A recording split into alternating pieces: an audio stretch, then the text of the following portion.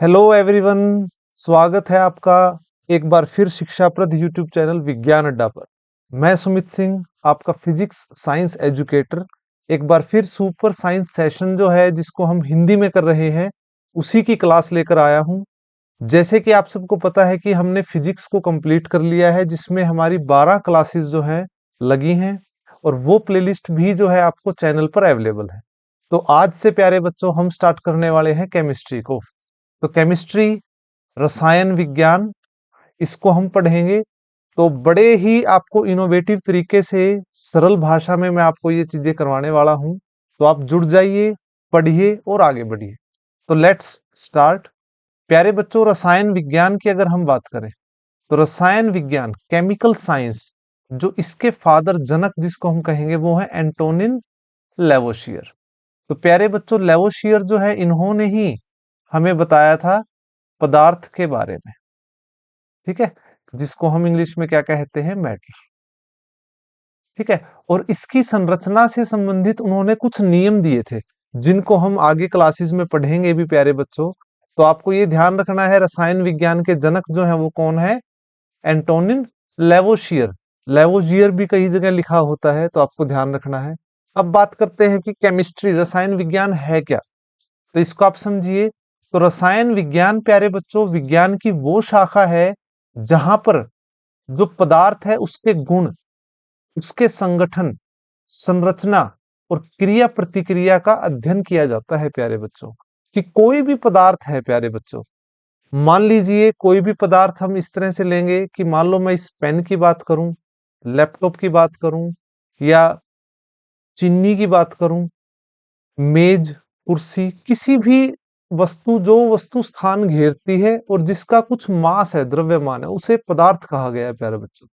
तो वो जो है पदार्थ, उसकी क्या क्या गुण है उसके अंदर, वो किन चीजों का बना है, संगठन, और उसका जो स्ट्रक्चर है वो किस तरह से एक दूसरे अलग अलग चीजों से बना है, तो उनके बीच आपस में जो है क्या बॉन्डिंग है, और वो किसी भी चीज के साथ जब रिएक्ट करेगा, ठीक है, तो उस रिएक्शन की क्या उसकी जो है प्रतिक्रिया होने वाली है, इन सभी चीजों को, इंटरनल चीजों को हम स्टडी करते हैं केमिस्ट्री के अंदर। तो सबसे पहले आज की क्लास में प्यारे बच्चों हम करने वाले हैं मैटर के बारे में, पदार्थ।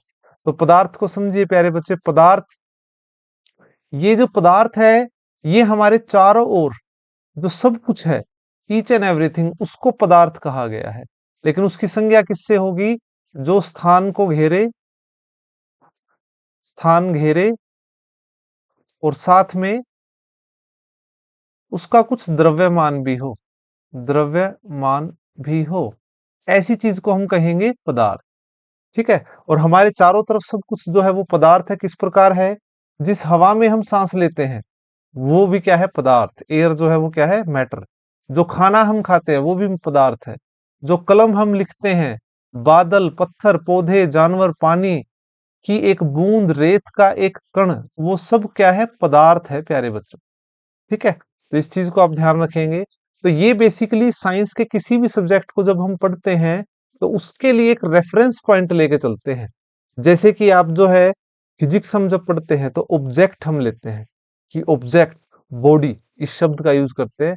तो इसी तरह केमिस्ट्री को जब हम पढ़ते हैं तो पदार्थ, अणु, परमाणु, कण, इन शब्दों को यूज करते हैं उनकी प्रॉपर्टीज को स्टडी करने के लिए। ठीक है। तो इन सब में किसी भी पदार्थ के नमूने में दो गुण पाए जाते हैं, जो कि मैं आपको बता चुका हूं, एक तो द्रव्यमान और एक स्थान घेरने की। अगर ये दो चीजें हैं तो वो क्या कहलाएगा, हमारा पदार्थ कहलाएगा। ठीक है। तो पदार्थ जो है कि भौतिक गुण, अब फिजिकल नेचर क्या है पदार्थ की, तो जो भी पदार्थ है वो किससे बना है, कणों से मिलकर बना है। तो कोई भी जो मैटर है वो प्यारे बच्चों किससे मिलकर बना है, पार्टिकल्स, कणों से मिलकर बना है। और पदार्थ के कणों के बीच जो है वो क्या होता है, एक रिक्त स्थान भी पाया जाता है, रिक्त स्थान होता है उनके अंदर। और साथ में जो है वो कण क्या है, निरंतर गति करते हैं। ठीक है। और इनकी जो गति होती है वो प्यारे इस प्रकार से जिगजैग, जिगजैग मूवमेंट होती है। तो ये जिगजैग मूवमेंट को कहा जाता है ब्राउनियन मोशन। ठीक है प्यारे बच्चों। और ये कब क्यों आती है, क्योंकि जो कण है उनके पास क्या है, गतिज ऊर्जा है, काइनेटिक ऊर्जा है। ठीक है। तो ये मूवमेंट करते हैं। और साथ में प्यारे बच्चों ये जो पदार्थ के कण हैं ये एक दूसरे को आकर्षित भी करते हैं, इनके बीच intermolecular strong force of attraction भी होती है, किसी में कम होगी किसी में ज्यादा होगी, तो इस चीज को भी आप ध्यान रखेंगे। अब नेक्स्ट हम जो पदार्थ है उसकी फिजिकल क्लासिफिकेशन और केमिकल क्लासिफिकेशन इन दोनों को जो है हम स्टडी करेंगे। तो सबसे पहले बात करते हैं फिजिकल क्लासिफिकेशन की। तो फिजिकली अगर हम क्लासिफाइड करें तो बेसिक फॉर्म में हमने तीन भागों में इसको डिवाइड किया है, ठीक है। सॉलिड, लिक्विड और गैस। जो ठोस अवस्था है इसके अंदर वस्तु के निश्चित आकृति होती है, फिक्स्ड शेप होती है प्यारे बच्चों, और आयतन जो है वॉल्यूम, ये दोनों ही चीजें क्या होंगी, डेफिनेट फिक्स्ड होंगी। शेप भी होगी उस पदार्थ की और उसका एक वॉल्यूम भी होगा, वो स्थान घेरेगा। और जो तरल पदार्थ होते हैं वो उनका वॉल्यूम तो आयतन तो निश्चित होता है लेकिन शेप जो है वो नहीं होती है, शेप फिक्स्ड नहीं होती, जिस भी चीज में डालते हैं वैसी ही वो शेप ले लेता है, इसको आप ध्यान रखेंगे। और जो गैस होती है इसकी ना तो शेप होती है और ना ही वॉल्यूम होता है, दोनों ही चीजें नहीं होती हैं, ठीक है। तो किसी भी दिए गए तापमान पर गैस का ना तो कोई निश्चित आकृति है ना ही निश्चित आयतन है, तो ये जो है इसको हम कहेंगे गैसीय स्टेट। लेकिन जब हम फिजिकल क्लासिफिकेशन के बाद स्टेट ऑफ मैटर पढ़ते हैं, पदार्थ की अवस्थाएं, तो वो प्यारे बच्चों कितनी है, पांच हैं। पांचवी जो है वो क्या है, बीई सी, जिसको आप कहोगे बोस आइंस्टीन कंडेंसेशन, कंडेंसेशन। तो ये आपको ध्यान रखना है। तो पदार्थ की पांच अवस्थाएं हैं, ठोस, द्रव, गैस, प्लाज्मा और बीईसी। इन तीनों को तो हम पढ़ ही रहे हैं, तो आप प्लाज्मा को आप समझिए। देखिए प्लाज्मा कब बनती है, ये भी एक गैस की ही फॉर्म है, ठीक है। और ये कब होगी, जब गैस का टेम्परेचर हम बढ़ाएंगे। कंडीशन क्या है, टेम्परेचर जब हम बढ़ाएंगे, ठीक है। तो ये चीज को आप बहुत इंपॉर्टेंट है, इसको ध्यान रखेंगे। ये भी क्या है, प्लाज्मा भी क्या है, गैस की ही एक स्टेट है, लेकिन कंडीशन क्या है, अगर हम गैस का टेम्परेचर बढ़ाना स्टार्ट कर दें तो क्या होगा।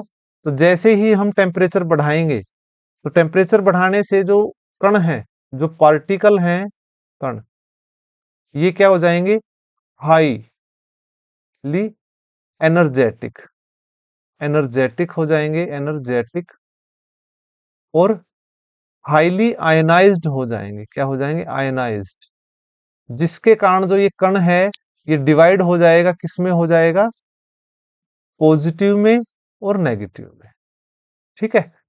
तो जो ये नेगेटिव है ये क्या करेगा, चार्ज उत्पन्न करेगा, ठीक है ना। और ये जो चार्ज है ये लाइट उत्पन्न करेगा, तो लाइट उत्पन्न होगी तो ये क्या करेगा, ग्लो करेगा, चमकेगा। तो इस तरह से इस फॉर्म को कहा गया है प्यारे बच्चों प्लाज्मा। तो प्लाज्मा और BEC both are the related to gases.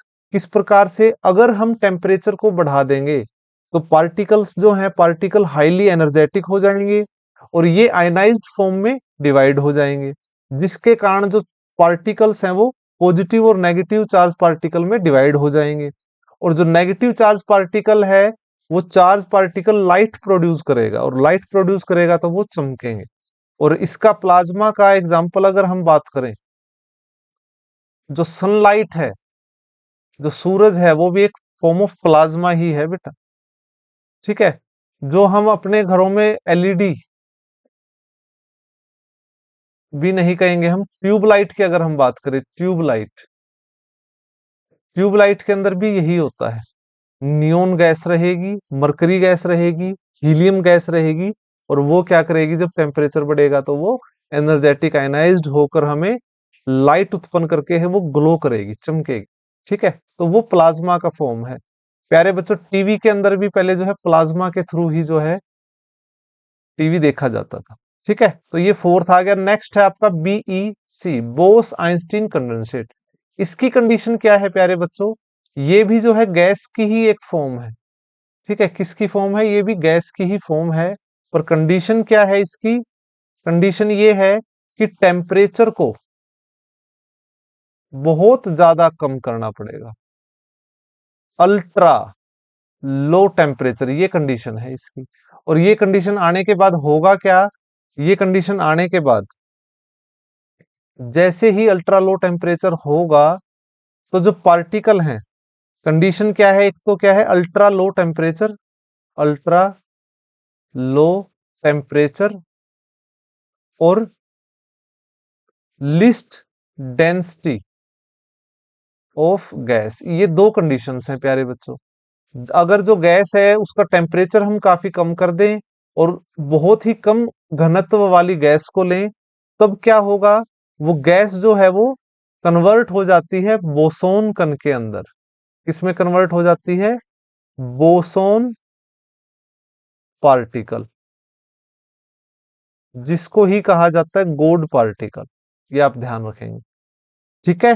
तो ये पार्टिकल्स जो हैं, जब इनको देखा गया सत्येंद्र नाथ बोस द्वारा, तो जो ये पार्टिकल है जब लो टेम्परेचर किया गया, तो ये जो है इनका स्पेस जो है वो बढ़ गया। ठीक है, इस तरह से जो है ना इनका स्पेस जो है वो बढ़ गया। तो ये अलग तरह की नेचर है, जो बोसोन कण इनको कहा जाता है, ये आ जाते हैं। तो ये 5 स्टेट ऑफ मैटर है प्यारे बच्चों। आगे बढ़ते हैं, नेक्स्ट आ जाते हैं। अब अगर अगर हम किसी भी स्टेट को चेंज करते हैं, मान लीजिए हम सॉलिड को लिक्विड में चेंज करें, लिक्विड को गैस में चेंज करें, गैस को सॉलिड में चेंज करें, सॉलिड को गैस में चेंज करें, गैस को लिक्विड में, लिक्विड को सॉलिड में, तो ये जो अलग अलग प्रोसेस हैं, इनको नाम दिया गया है और ये एग्जाम पॉइंट ऑफ व्यू से आपके इंपॉर्टेंट है। अगर ठोस से द्रव में अगर हम परिवर्तित करेंगे, ठीक है, अगर सॉलिड से लिक्विड को अगर हम कन्वर्ट करेंगे, तो इसको हम डिफ्यूजन प्रोसेस कहेंगे प्यारे बच्चे, ठीक है। संगलन, मेल्टिंग, ये आप कह सकते हैं, ठीक है। जैसे कि बर्फ जो है पिघलती है, पानी बन जाती है, द्रव को अगर गैस में कन्वर्ट करेंगे तो ये वेपोराइजेशन होगा। तो ये वेपोराइजेशन रहेगा। वाटर को जब हम हीट करेंगे तो वो वाटर वेपर्स में कन्वर्ट हो जाता है। गैस को अगर हम प्लाज्मा में कन्वर्ट करेंगे तो टेम्परेचर हमें बढ़ाना पड़ेगा, इसको कहा जाता है आयनीकरण। ये आप ध्यान रखेंगे। ठोस को गैस में अगर कन्वर्ट करें, सॉलिड को डायरेक्ट गैस में अगर हम कन्वर्ट करें, तो इसको कहेंगे उद्धर्व पातन, sublimation. Again a very important question आपके एग्जाम पॉइंट ऑफ व्यू से, इसको आप ध्यान रखेंगे। तो ये प्यारे बच्चों कैसे होता है ये प्रोसेस? आप ये देखिए, अगर सॉलिड से अगर हम इस तरह से चल रहे हैं, लिक्विड बाय गैस, तो हमें टेम्परेचर को बढ़ाना पड़ेगा प्यारे बच्चों, ठीक है। जितना ज्यादा हम टेम्परेचर बढ़ाएंगे, तो वो सॉलिड से लिक्विड, लिक्विड से गैस हो जाएगा। और जितना टेम्परेचर हम कम करेंगे, तो वो गैस से लिक्विड, लिक्विड से सॉलिड होगा। अगर हमें सॉलिड से गैस में जाना है, तो हमें टेम्परेचर बढ़ाना पड़ेगा, प्रेशर को कम करना पड़ेगा। अगर हमें गैस से सॉलिड में जाना है, तो टेम्परेचर कम करना पड़ेगा, प्रेशर को बढ़ाना पड़ेगा। तो ये मेथडोलॉजी यूज की जाती है। आगे बढ़ते हैं। जैसे कि सॉलिड से गैस इंपॉर्टेंट है, सब्लिमेशन प्रोसेस कहलाता है। और इसी प्रोसेस से अमोनियम क्लोराइड जो है, इसको तैयार किया जाता है। नेफ्थलीन की गोलियां जो आप घरों में यूज होने वाली है, एंथ्रासिन, आयोडीन, तो इस प्रोसेस के थ्रू जो है इनको कन्वर्ट किया जाता है, टेम्परेचर को कम करके और प्रेशर को बढ़ाकर उन नेफ्थलीन की गोलियों को सॉलिड में कन्वर्ट किया जाता है, ठीक है। गैस से ठोस में परिवर्तित होना, इसको डिपोजिशन कहा जाता है, जैसे पत्तों पर बर्फ का जो जमना होता है, ठीक है। तो इसको आप ध्यान रखेंगे। इसी तरह एक क्वेश्चन आप ध्यान रखोगे, ड्राई आइस। ड्राई आइस जो होती है वो किसकी होती है? CO2 की होती है, ठीक है। इसको आप ध्यान रखेंगे। ये गैस होती है, ये सॉलिड होती है। तो इसको जब ड्राई आइस में कन्वर्ट किया जाता है, गैस को सॉलिड में कन्वर्ट किया जाता है, ठीक है। सब्लिमेशन, डीसब्लिमेशन। नेक्स्ट है प्लाज्मा से गैस में परिवर्तित करना, डीआयनाइजेशन, ठीक है। टेम्परेचर बढ़ाया, टेम्परेचर कम करेंगे तो ऐसा हो जाएगा। गैस से द्रव में परिवर्तित करना, कोई भी गैस है उसको लिक्विड में अगर हमें कन्वर्ट करना है, उसे कंडेंसेशन कहा जाता है। जैसे ओस बनती है, बादलों का बनना जो है वो संघनन प्रक्रिया है, ठीक है। द्रव से ठोस बनना, ये सोलिडिफिकेशन रहेगा, ठीक है। तो ये चीजें जो हैं आप सबको ध्यान रखना है। अब इसमें एक चीज आप ध्यान दीजिए प्यारे बच्चों, जब भी कोई भी, ये देखिए, कोई भी स्टेट चेंज हो रही है, आप देख रहे हैं कोई भी स्टेट अगर चेंज हो रही है, कभी भी कोई भी स्टेट ऑफ मैटर अगर चेंज होगी, तो उसके अंदर इंपॉर्टेंट रोल किसका होगा? लेटेंट हीट का होगा। छुपी हुई उष्मा ही जो है पदार्थ की अवस्था को, भौतिक अवस्था को परिवर्तन करने के लिए उपयोग में लाई जाती है, और उसी को क्या कहते हैं हम? लेटेंट हीट, गुप्त उष्मा। तो इसको आप ध्यान रखेंगे। तो गुप्त उष्मा किसके बराबर होती है? स्पेसिफिक लेटेंट हीट किसके बराबर होती है? मास इंटू गुप्त उष्मा के बराबर होती है। इसको आप ध्यान रखेंगे, ये इसकी यूनिट रहेगी। और पार्टिकल देखिए, अब डिफरेंट स्टेट के पार्टिकल, सॉलिड जो होता है, सॉलिड के पार्टिकल क्या होते हैं? एक दूसरे के साथ जुड़े होते हैं, बिल्कुल क्लोजली पैक्ड होते हैं। इनकी काइनेटिक ऊर्जा जो है बहुत कम होती है। इंटरमोलिकुलर जो है फोर्स ऑफ अट्रैक्शन ज्यादा होती है, जिसके कारण इनकी शेप फिक्स्ड होती है। लिक्विड जो है, इनके बीच लिटिल बिट गैप होता है, जिसके कारण ये लिक्विड की प्रॉपर्टी क्या है? ये फ्लो कर सकते हैं। गैस के पार्टिकल दूर होते हैं, इसलिए इनकी जो काइनेटिक एनर्जी है वो मैक्सिमम होती है, और इसलिए जो है इनकी प्रॉपर्टी है डिफ्यूजन की। ये फैलाव कर लेती हैं, अपना फैलाव। ठीक है, कोई भी गैस लीक होती है तो हमें बहुत जल्दी पता चल जाता है। ठीक है, तो इसको आप ध्यान रखेंगे। नेक्स्ट आते हैं वायु की गति में वृद्धि। हम जानते हैं तेज वायु में कपड़े जल्दी सूख जाते हैं। वायु तेज होने से जल वाष्प के कण वायु के साथ उड़ जाते हैं, आसपास के जल वाष्प की मात्रा घट जाती है। तो प्यारे बच्चों, इसको कहते हैं वेपोराइजेशन। ठीक है, वाष्पीकरण, वाष्पीकरण। तो वाष्पीकरण जो होगा वो कब बढ़ेगा? वेपोराइजेशन की अगर हम बात करें, कब बढ़ेगा? नंबर एक तो विंड एनर्जी अगर बढ़ेगी, विंड एनर्जी अगर बढ़ेगी, इंक्रीज होगी, तब बढ़ेगा। ह्यूमिडिटी जितनी कम होगी, उतना ही वेपोराइजेशन जो है वो ज्यादा होगा। तो इस तरह से आपको जो है इन चीजों को ध्यान रखना है, ये इंपॉर्टेंट है आपके लिए। और इसी पे रिलेटेड कुछ क्वेश्चंस हैं। देखिए, आप जब आप एसीटोन या नाखूनों की पॉलिश हटाने वाला एसीटोन को यूज करते हैं, एसीटोन को जब यूज करेंगे, तो वो द्रव जब आप हथेली पे गिराते हैं तो क्या होगा? तो वो देखिए, जब वो आप गिराएंगे ना, तो उसका वेपोराइजेशन बहुत स्पीड से होता है, जिसके कारण जो है हमें ठंडा महसूस होता है। इसके कारण हथेली के आसपास ऊर्जा प्राप्त कर लेते हैं और वेपोराइज हो जाते हैं, और हथेली को शीतलता। ठीक है, तो इस प्रकार से होता है।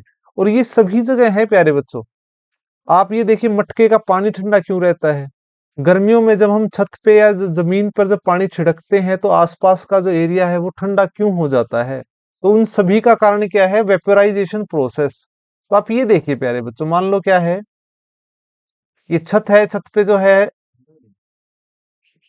पार्टिकल्स ऊपर की तरफ है।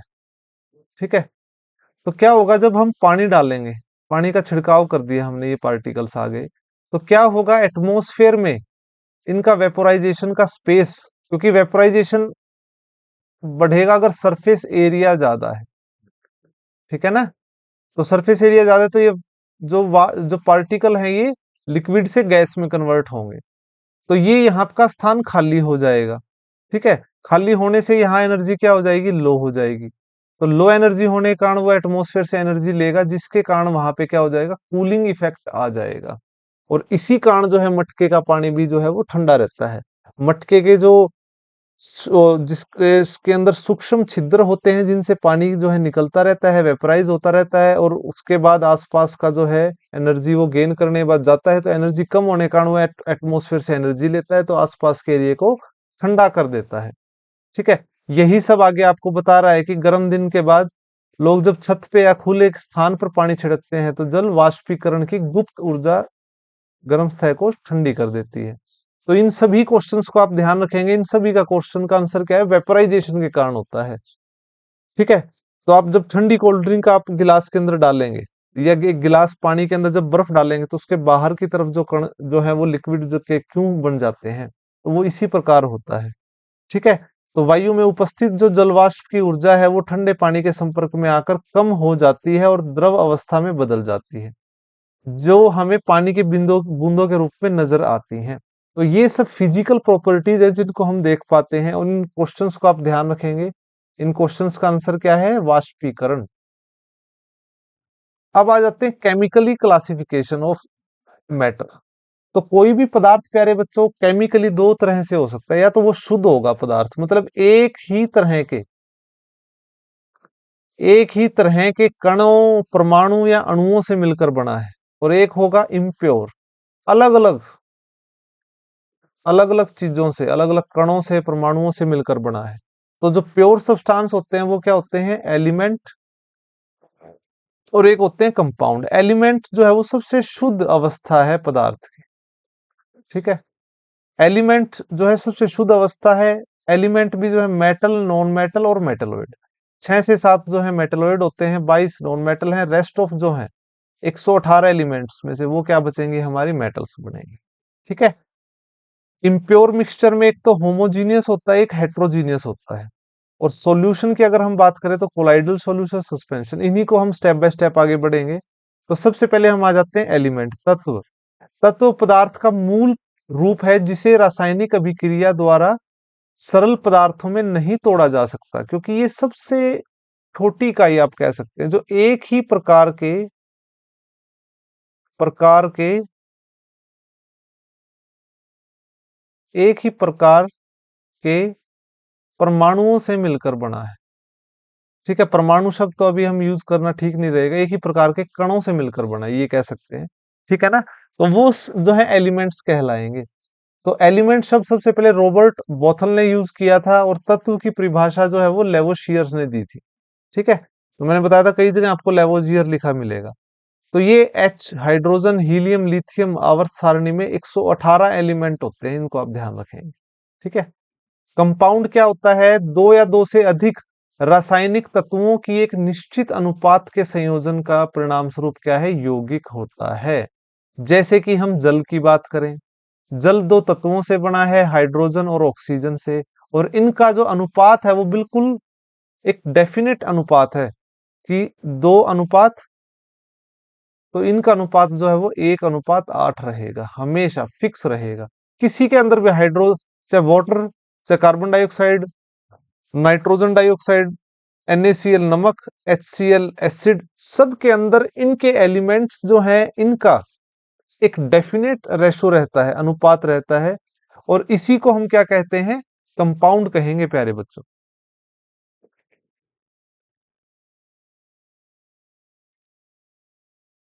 ठीक है। तो यौगिक भी जो है वो शुद्ध पदार्थों से बने होते हैं, इन्हें सरल घटकों में विभाजित किया जाता है। तो ये तो बात होगी हमारी इनकी प्योर सब्सटेंस की। अब आ जाते हैं मिक्सचर के ऊपर। मिश्रण रासायनिक अभिक्रिया में अनुपस्थित दो या दो से अधिक पदार्थों का भौतिक संयोजन होता है। और ये दो प्रकार का, एक तो सगामी, जिसको हम होमोजीनियस कहते हैं। तो सगामी मिश्रण क्या होता है? एक समान संगठन वास्तविक विलयन भी कहलाता है। एक्चुअल में ये वो मिक्सचर होता है प्यारे बच्चों जो, जिसके अंदर दो या दो से अधिक चीजें जो आपस में जो है मिली है, संगठित हुई हैं, वो हमें फिजिकली दिखाई भी नहीं देगा। मान लो कि क्या है, एग्जाम्पल से समझो आप। वाटर के अंदर जब हम चीनी डालते हैं तो वो कंप्लीट एक तरह से जो है होमोजीनियस मिक्सचर है। पानी के अंदर अगर हम नमक डालते हैं तो वो एक कंप्लीट सॉल्यूशन बना लेता है, उसी को कहते हैं होमोजीनियस मिक्सचर। तो सॉल्यूशन विलयन, इसको आप ध्यान रखेंगे। देखिए प्यारे बच्चों, कोई भी विलयन जो है वो बनता है विलायक प्लस विलय से। ये आपको ध्यान रखना है, कोई भी सॉल्यूशन इस तरह से बनता है। तो विलयन जो सॉल्यूशन है, विलायक क्या होता है? जिसमें पदार्थ को घोलने की अक्षमता होती है, जैसे कि जल, अगर हम बात करें अल्कोहल, तो ये विलायक का रूप होते हैं, विलायक के तौर पर काम करते हैं। आप जो कफ सिरप पीते हैं, कफ सिरप के अंदर जो केमिकल्स हैं, जो कफ को खत्म करने के लिए दवाई है, वो एक्चुअली अल्कोहल नामक विलायक से के अंदर ऐड करके उसको तैयार किया जाता है। काफी सारी मेडिसिन में यूज होता है। विलेय जो होता है, जो विलायक में घुलते हैं, ये कम मात्रा में होता है, विलायक ज्यादा मात्रा में होता है।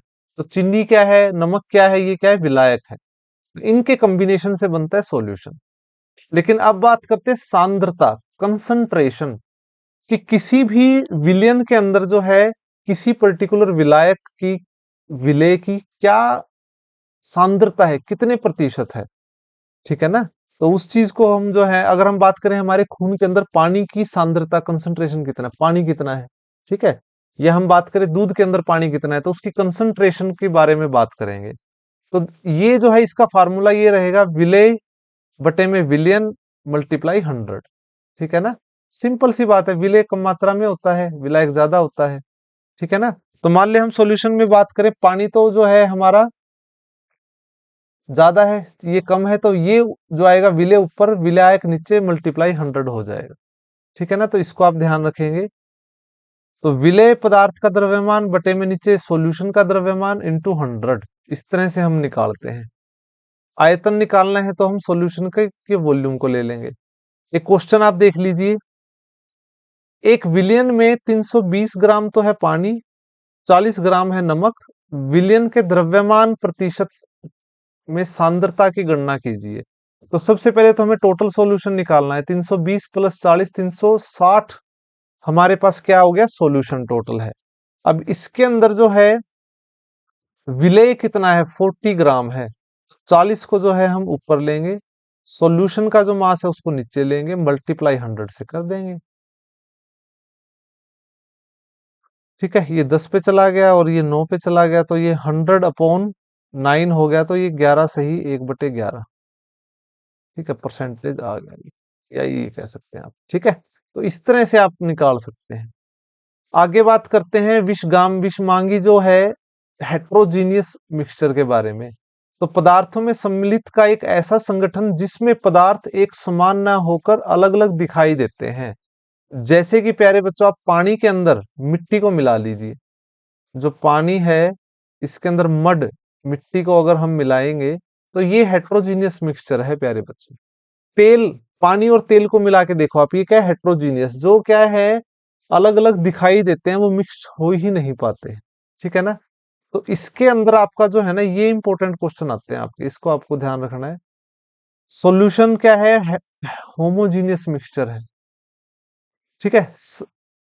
सगामी जो है, ये विषगामी जो है, ये क्या है, हेट्रोजीनियस मिक्सचर है, ये कोलाइडल और सस्पेंशन।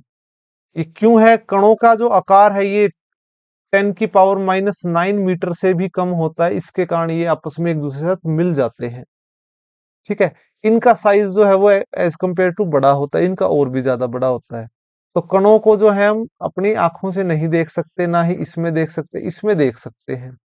ये कण स्थायी होते हैं, ये भी स्थायी होते हैं, ये अस्थायी होते हैं। ठीक है।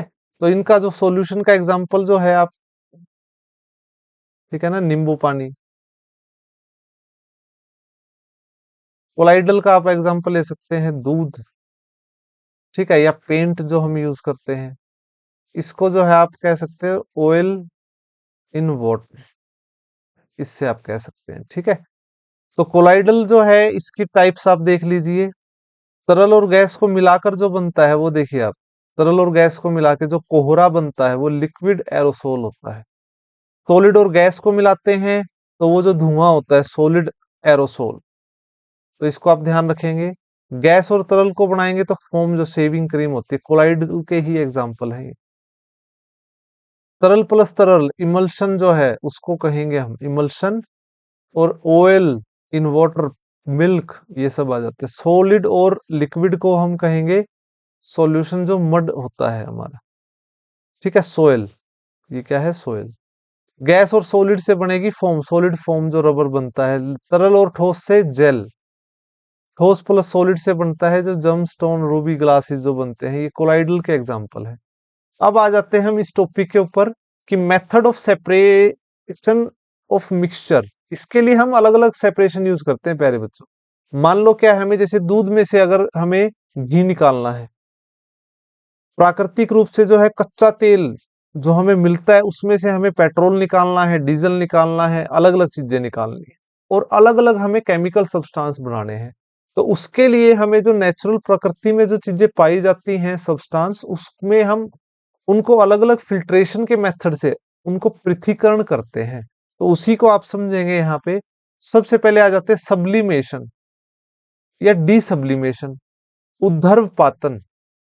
इसमें से ऐसे विलायकों को पृथक्करण किया जाता है जो ठोस से सीधे गैस में परिवर्तित किए जाते हैं या गैस से सीधे सॉलिड में परिवर्तित किए जाते हैं। कैसे होते हैं ये? अगर हम टेम्परेचर को बढ़ा दें, प्रेशर को घटा दें, तो क्या होगा? वो सॉलिड से डायरेक्ट गैस में चला जाएगा। अगर हम टेम्परेचर को कम कर दें, प्रेशर को बढ़ा दें, तो वो गैस से डायरेक्ट सॉलिड में चला जाएगा। तो this process is known as sublimation, desublimation. जो कपूर की गोलियां बनती हैं, नेफ्थलीन की गोलियां बनती हैं, तो वो गैस से डायरेक्ट सॉलिड फॉर्म में बनाकर उसको छोड़ दिया जाता है। और जैसे ही हम उनको रखेंगे, हम डिसइंफेक्शन के लिए यूज करते हैं, तो वो आप धीरे धीरे एयर के प्रेशर में जो है वो सॉलिड से गैस में कन्वर्ट होते चले जाते हैं। ठीक है। और भी हम जो बाथरूम टॉयलेट में यूज करते हैं, ठीक है, खुशबू के लिए, वो सब इसी में आ जाते हैं। सूक्ष्म बर्फ जो होती है, ड्राई आइस CO2 की बनती है, आयोडीन जो बनता है, ये सब सब्लिमेशन प्रोसेस से बनते हैं। इनको आप ध्यान रखोगे, ये क्वेश्चन एग्जाम में डायरेक्ट पूछे जाते हैं। नेक्स्ट है डिस्टिलेशन। इसका प्रयोग मिश्रण के घटकों को अलग करने के लिए किया जाता है, जिसमें दो मिश्रीय तरल पदार्थ होते हैं जो बिना अपघटन के उबलते हैं और उनके क्वथनांक में पर्याप्त अंतर होता है। प्यारे बच्चों, तो डिस्टिलेशन प्रोसेस में क्या है, हम उस ऑब्जेक्ट को, उस पदार्थ को, लिक्विड पदार्थ को के लिए यूज करते हैं और उसको हीट करते हैं। अलग अलग टेम्परेचर जो है उनका जो बॉइलिंग पॉइंट है वो अलग अलग रहेगा।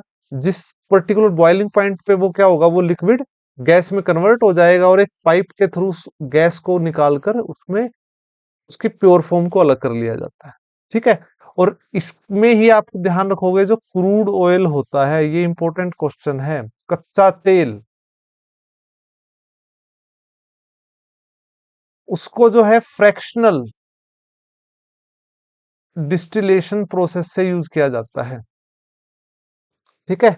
तो अनुपातिक आसवन से जो है उसको अलग किया जाता है। क्रूड ऑयल जो है एक पीला काले रंग का एक तरल पदार्थ होता है, उसको हीट करते हैं प्यारे बच्चे। हीट करके जो है उसमें से जो है ना, एक तो पेट्रोल अलग किया जाएगा, हाइब्रिड ऑयल अलग होगा सबसे पहले। ठीक है। सबसे पहले हाइब्रिड ऑयल, जिसको हम एरोप्लेन के अंदर यूज करते हैं, बेस्ट क्वालिटी का होता है, बेस्ट हाई ऑक्टेन नंबर का होता है।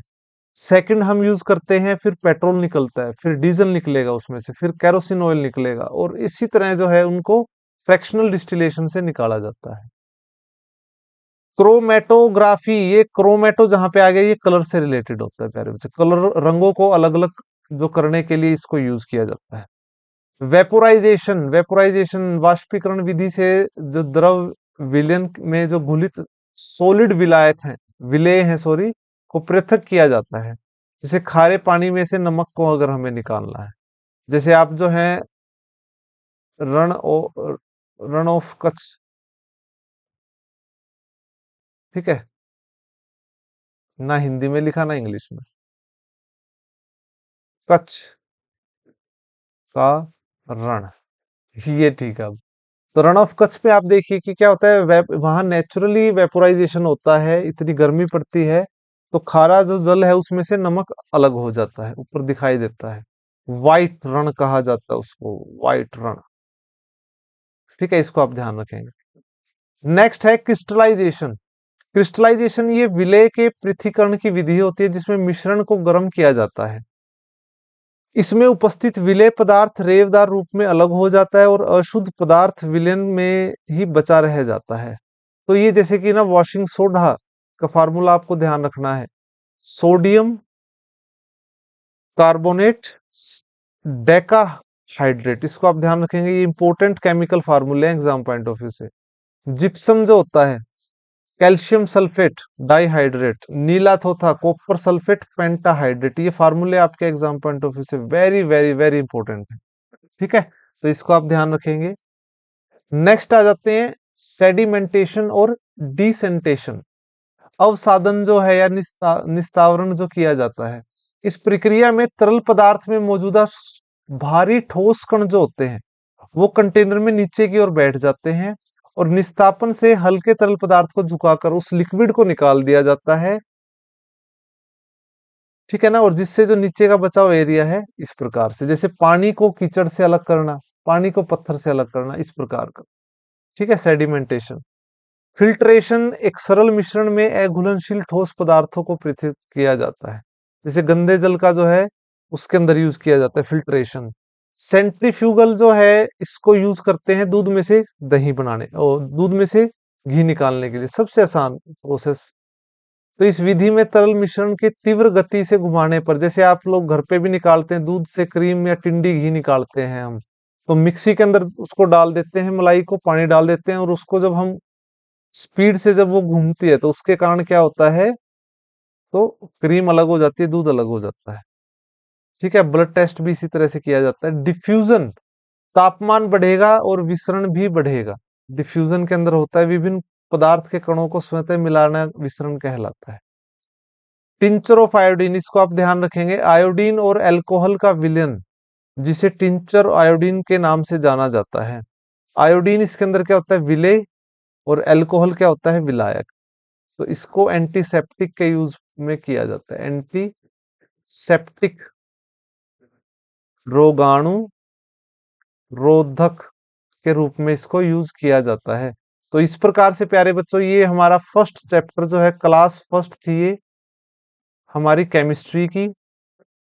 तो आज की क्लास में इतना ही। अगर आपको कोई डाउट रहता है प्यारे बच्चे, आप कमेंट सेक्शन में जरूर मुझे बताइए कि आपको क्लास कैसी लगी, या क्लास में कुछ डाउट्स हैं आपके, किसी टॉपिक में डाउट है, या किसी और टॉपिक से रिलेटेड आपको वीडियो क्लासेस चाहिए।